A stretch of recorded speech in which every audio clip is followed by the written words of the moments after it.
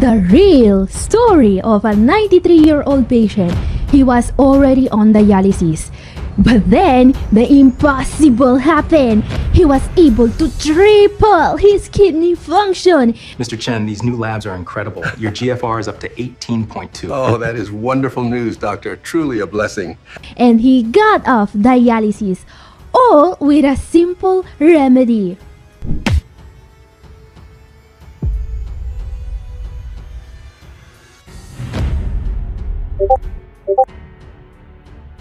What's wrong with you people? Catherine here, I'm a doctor of natural medicine. If your doctor is pushing you toward dialysis, if they are telling you that the machine is your only option, I need you to ask one question. Is it? Really? Because here's the truth. This 93-year-old patient, he was told the exact same thing. Do dialysis or die. But they were wrong. A simple intervention changed everything. He didn't just survive. He literally tripled his kidney function. Dialysis not needed anymore. Your GFR is up to 18.2. Oh, that is wonderful news, doctor. Truly a blessing. How? Thanks to a powerful natural remedy and a detoxifier to get rid of a dangerous kidney toxin. And let me tell you, the case report about this man, it's setting the scientific community on fire. It is challenging everything we thought we knew. They said advanced CKD can be stopped, right? Well, they were wrong. Many are now questioning the need for dialysis itself. But I'm not here for a philosophical debate. Nope. I want to show you exactly what treatment saved this 93-year-old man from the machine. Because here's the thing, the treatment he received, it could literally save millions from dialysis. Let's see immediately what made the difference. Was it a miracle drug? A transplant? Nope. It was a treatment for a urinary tract infection, a UTI. One of the reasons this man lost his kidney function was a simple infection. Because here's the reality. If you go your whole life without treating an infection, it can get ugly. This man, his prostate was so big, it blocked his urine flow. It was silently destroying his kidneys. He was in and out of the hospital every month. And you know what finally made a difference? Getting treatment for his UTI. Yeah, after 93 years on planet Earth, after seeing countless doctors, he finally received the treatment we will see in a moment. This treatment was the difference between life on a machine and freedom. And now you might ask, Catherine, why should I worry about a urinary infection? Because here's the thing, and this is the scary part, by the way. If you think this patient is the only one not receiving treatment for a UTI, well, think again. A huge number of CKD patients suffer from infections of the urinary tract. We are literally talking millions of people, alright? And if you have diabetes, well, you are 10 times more at risk than the general population for getting a UTI. 10 times. And it gets worse. If you are in the advanced stages of CKD, or if you are taking Farxiga or another SGLT2 inhibitor, you need to add another 0 to that number. You could literally be 100 times more at risk. I'm not exaggerating, guys. Most CKD patients are walking targets for UTIs. And don't think that just because you don't have symptoms, you are in the clear, alright? Because here's the worst part. The treatment, the antibiotics can be even more dangerous than the infection itself. So your choices are let the UTI wreck your kidney slowly or let the antibiotics do it fast. Anyway, what should you do to prevent ending up in a hospital with kidney failure caused by a UTI or by antibiotics? Well, let's talk prevention. First of all, make sure you are being screened for UTIs, alright? Most patients do urinalysis even several times a year, but that's not enough. You also need to make sure someone is actually examining those lab results, alright?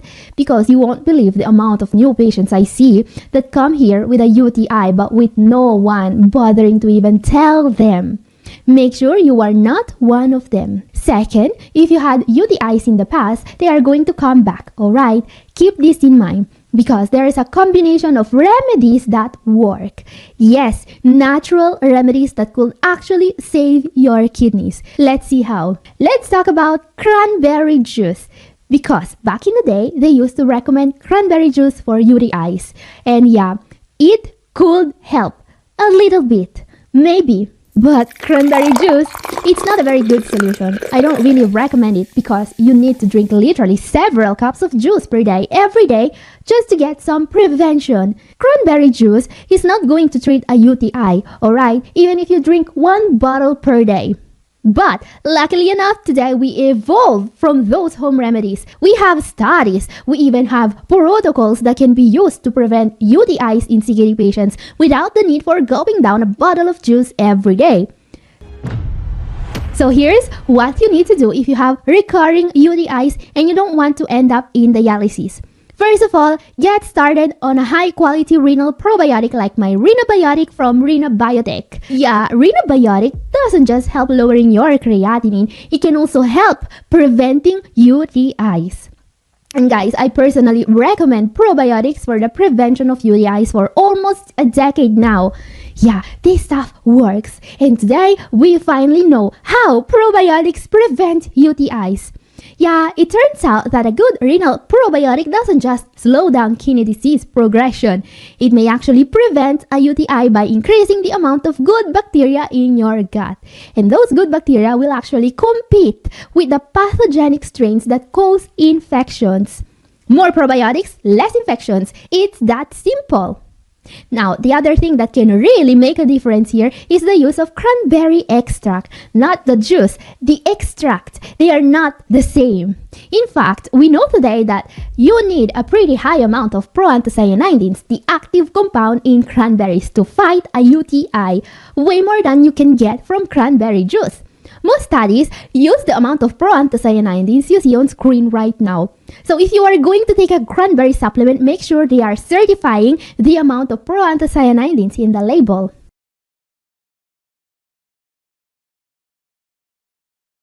In short, a man ended up in dialysis because of several untreated complications. He was able to get off by receiving appropriate treatment, including treatment for his urinary infection.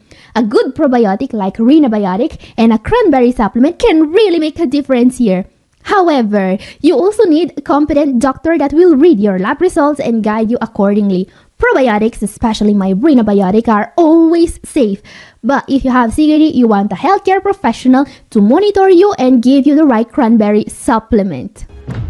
And guys, if you are tired of doctors who just mindlessly repeat dialysis is the only way, I have good news. I am taking new patients. But I'm not here to hold your hand while you wait for the machine. I am here to get you results. I offer one-on-one fully customized consultations. My goal, to make sure you do not end up in dialysis due to a completely treatable issue like a UTI or like diabetes. This is a science-backed approach. It is proven and it works.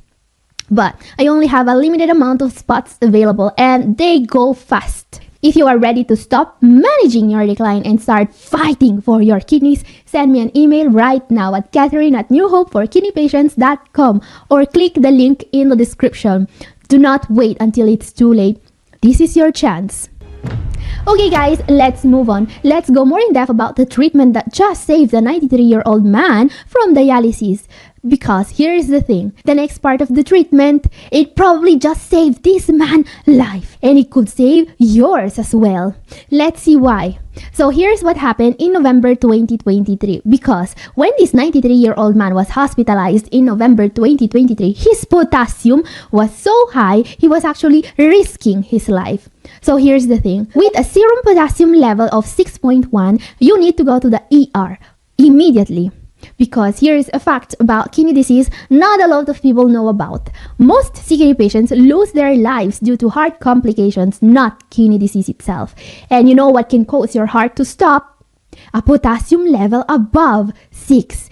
And by the way, if you think a potassium level above 6 is rare, well, think again. I see this with new patients, with people who are talking with me for the first time, a lot more often than I would like to. My personal record with a new patient is a potassium level of, I kid you not, 7.3.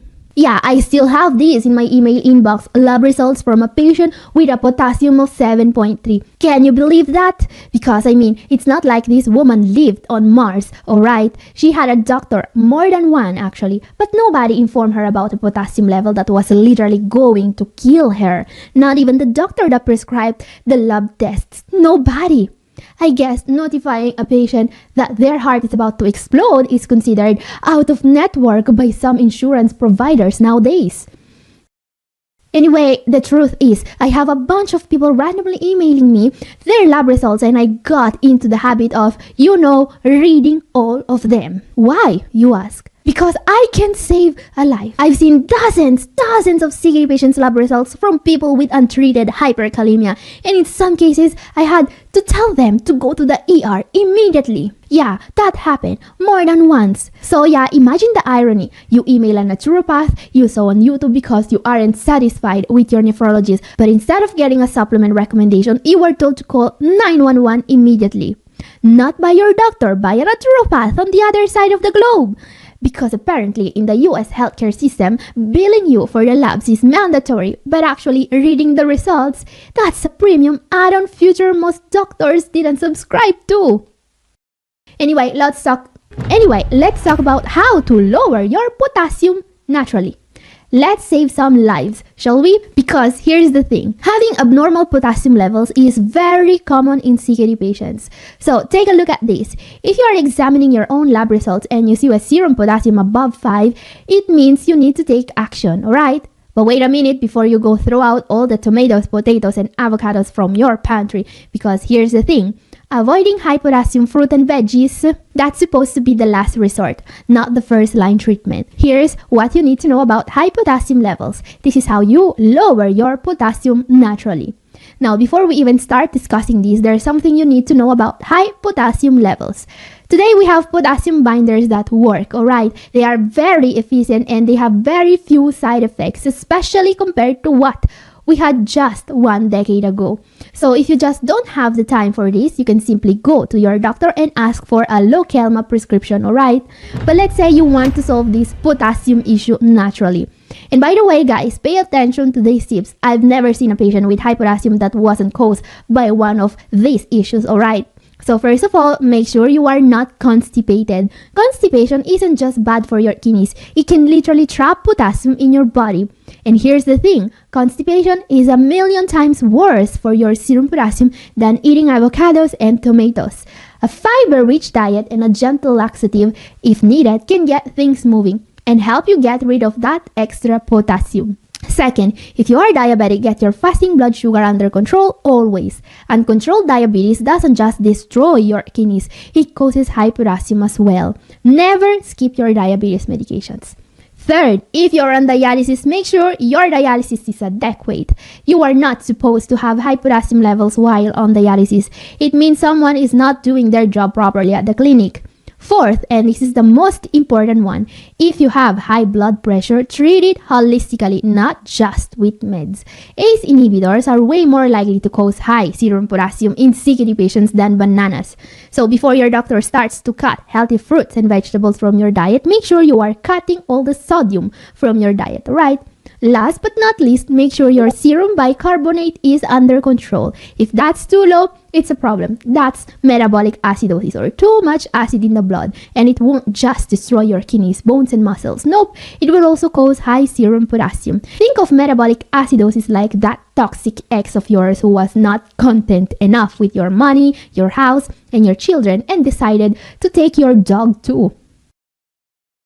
Speaking of toxic stuff, the treatment that saved this 93-year-old patient from dialysis also included a very powerful detoxifier. Let's take a look.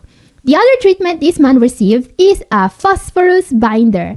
Now guys, phosphorus is one of the most devastating toxins, not just for your kidneys but for your arteries as well. Phosphorus calcifies your arteries and this will in turn increase mortality. Do you remember what I was saying about CKD patients losing their lives due to heart complications? Well, phosphorus is a big part of the reason why that happens, and it's very important to keep an eye on this level if you want to, stay alive and see the results of the rest of the treatment. And just like for potassium, we have prescription phosphate binders, detoxifiers that work very well.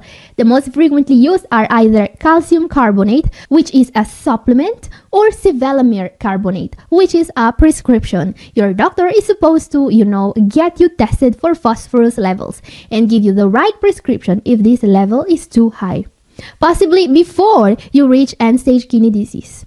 Now, the most important step in order to lower your phosphorus levels naturally is following a plant-based renal diet. Because here's the thing, the same foods that have too much protein to be part of a renal diet, meat, poultry, fish, and dairy, are also the biggest sources of phosphorus.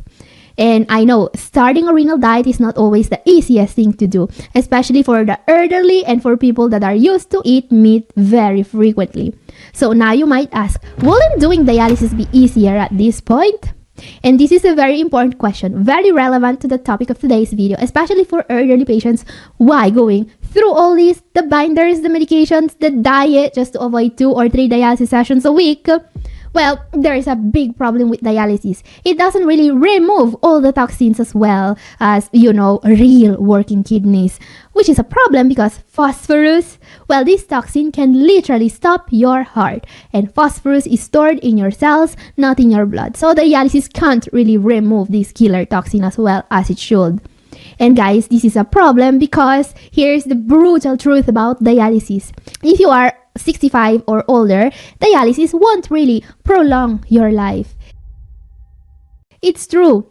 Many studies are proving that dialysis is only going to prolong the life of older patients by a few days, not months, not years, days.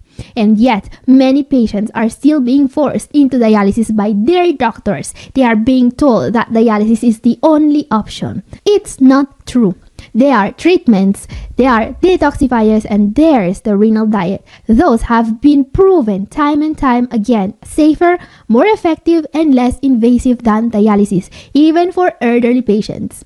And guys, if you want more kidney saving tips, my video up here is for you, and this is all for today. Thank you for watching. God bless you all. Bye!